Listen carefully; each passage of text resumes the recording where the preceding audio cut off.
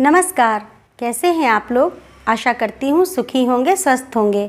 आज मैं आप लोगों के लिए जो कहानी लेकर के आई हूँ उस कहानी का नाम है सुभागी और ये कहानी लिखी है सुभद्रा कुमारी चौहान जी ने। चलिए कहानी शुरू करते हैं। अगर किसी को बेमौसम की बहुत सी चीज़ें देखना हो तो वह कुछ दिन आकर जबलपुर में रहे और फिर बेमौसम की बहार देखे। बेमौसम का पानी तो जबलपुर में बहुत ही ज़्यादा बरसता है। माघ महीने की एक रात की बात है। सर्दी बहुत ज़ोर की थी और साथ ही साथ खूब तेज हवा जो तीर की तरह हृदय को बेधती हुई जान पड़ती थी। बादल तो इधर कई दिनों से थे, किंतु आज शाम को तेज तूफानी हवा के साथ जो पानी बरसा था वह बरसात के दिनों की याद दिला रहा था। इस समय पानी तो बंद था, परंतु बिजली का कड़कना, बादलों का गरजना और हवा का तूफान तेजी पर था, जैसे शाम को था। इस समय वही मौसम था जिससे मैं बहुत घबराती हूँ। ऐसे आंधी, पानी और तूफान में मुझे डर भी बहुत लगता है।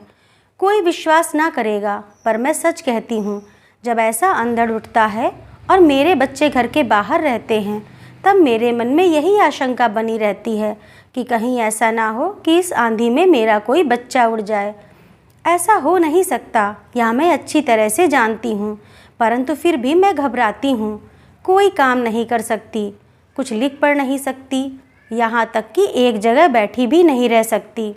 एक अजीब तरह की बेचैनी बनी रहती है और जब तक बच्चे लौट कर नहीं आते वह शांत नहीं होती। हाँ, तो मैं माघ महीने की एक तूफ़ानी रात की बात कर रही थी। शाम से ही आंधी पानी का ज़ोर था।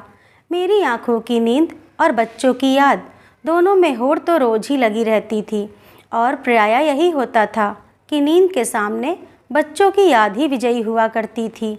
ऐसे मौसम में तो मुझे वैसे ही नींद कम आती है, फिर जब बच्चों की याद आ रही हो तो नींद भला कैसे आ सकती है। जब बादल बहुत ज़ोर से गरजते और बिजली कड़कती है तो मेरी आंखों के सामने महीनों पहले का एक दृश्य आ जाता है। बरामदे में एक तरफ मेरा पलंग और उसी से सटी हुई मेरे नन्हे की खाट, जहाँ बादल गरजे, बिजली चमकी और मेरे नन्हे ने पुकारा, अम्मा, बादल तो बहुत ज़ोर से गरजते हैं, मुझे डर लगता है। माँ, तुम अपना हाथ मेरी खाट पर रख दो तो मैं सो जाऊँ। मेरा नन्हा आज इस समय भी वहीं कहीं सोया होगा। बादलों की तड़प से उसकी नींद आज भी खुल गई होगी। वह डरा भी होगा। उसे रात में शायद याद ना रही हो और उसने माँ कहकर पुकारा होगा, परंतु एक ही शहर में रहकर उसमें और उसकी माँ में कितना अधिक अंतर है। मेरे हृदय में प्रबल वेग के साथ एक तूफान सा उठा। मैं फिर बैठ ना सकी, उठकर टहलने लगी। इसी समय मुझे बरामदे में किसी मनुष्य की छाया सी दिखी। मैं कुछ घबराई और डरी, फिर तुरंत ही ध्यान में आया कि यह तो जेल है, यहाँ चोर कहाँ से आ सकेगा। सीकचों के पास जाकर पूछा, कौन है बाहर। मैं हूँ बहन जी, उत्तर मिला। मैंने देखा बाहर बरामदे की जाली से सटी हुई सुभागी खड़ी है।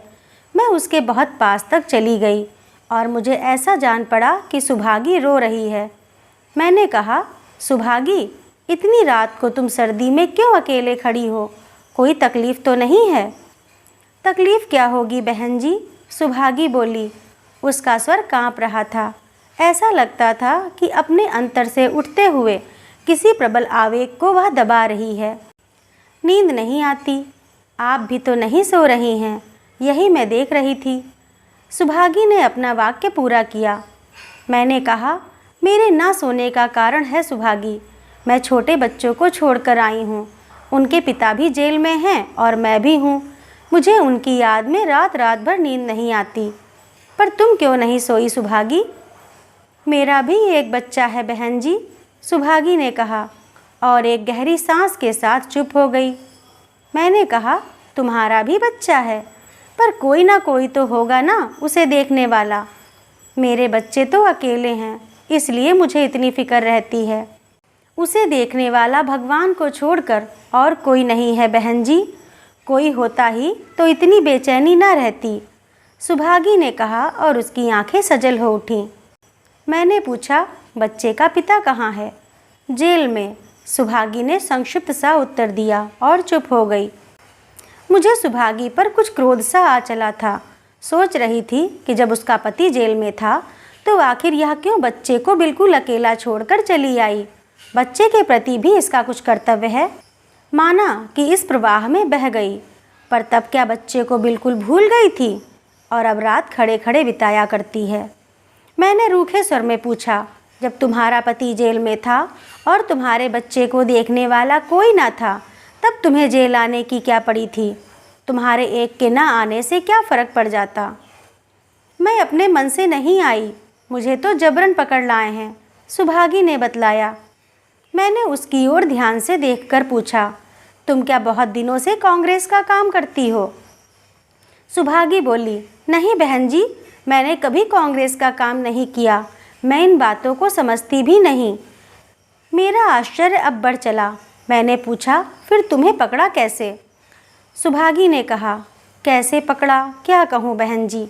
बात यह थी कि मेरे पति और थानेदार से एक बार किसी बात पर कहा सुनी हो गई थी।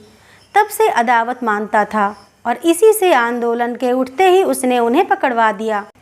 अब घर में थी मैं अकेली और वही 9 साल का मेरा बच्चा। थानेदार का आचरण अच्छा नहीं है। उन्हें जेल भेजकर वह मेरे पास आया। कहने लगा, सुभागी, तुम्हारे आदमी को पकड़ ले जाने का मुझे दुख है, पर हमको तो हुक्म तामीली करनी ही पड़ती है। जैसे ऊपर से हुक्म आया किया। पर सुभागी, तुम किसी तरह तकलीफ़ ना उठाना। रुपए पैसे से मैं तुम्हारी मदद करता रहूँगा। जब तुम्हें कुछ ज़रूरत हो तो घर पर आ जाना या कहलवा भेजना, मैं खुद चला आऊँगा। बहन जी, उसकी इस बात का अर्थ मैं समझती थी। मैंने कहा, अब आबरू ना बचेगी, या किसी समय भी आकर मेरा पानी उतार सकता है। अपने पास पड़ोस वालों से सलाह की। सबने कहा कि मेरा कहना ठीक है, परंतु सब कुछ जानकर भी वह लोग थानेदार के विरुद्ध एक शब्द ना कहेंगे और मेरी कुछ सहायता ना करेंगे, क्योंकि थानेदार किसी को भी संदेह पर ही पकड़कर जेल भेज सकता है। उसे अधिकार है, फिर बिना मतलब कोई क्यों जेल जाए। और सबकी राय यह हुई कि मैं गांव छोड़कर दूसरी जगह चली जाऊं। शाम को थानेदार का आदमी मुझे बुलाने आया।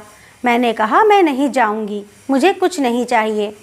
इस पर से वह बहुत चिढ़ गया। उसने मुझे धमकी दिलवाई कि यदि मैं उसकी बात ना मानूंगी तो मुझे पछताना पड़ेगा।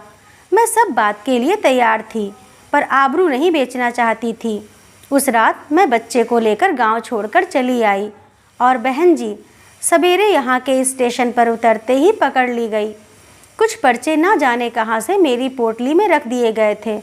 उनका कहना था कि मैं पर्चों को बांटती फिरती थी। मेरा रमन रोने लगा। मैंने कहा, इसे अकेले कहाँ छोड़ूंगी, इसे भी मेरे साथ ले चलो। पर वह मेरी कब सुनते थे। रोते हुए बच्चे को ज़बरदस्ती मुझसे अलग करके लॉरी पर बिठा के लाए और बंद कर दिया। तब से 2 महीने हो गए, बच्चे की कोई खबर नहीं है। जब पानी बरसता है, बादल गरजते हैं, तब जी और भी व्याकुल हो उठता है। कहाँ सोया होगा, क्या खाया पिया होगा उसने। मेरा कोई रिश्तेदार भी नहीं है और गांव वाले तो थानेदार के डर के मारे उसे अपनी छाया भी ना छूने देंगे।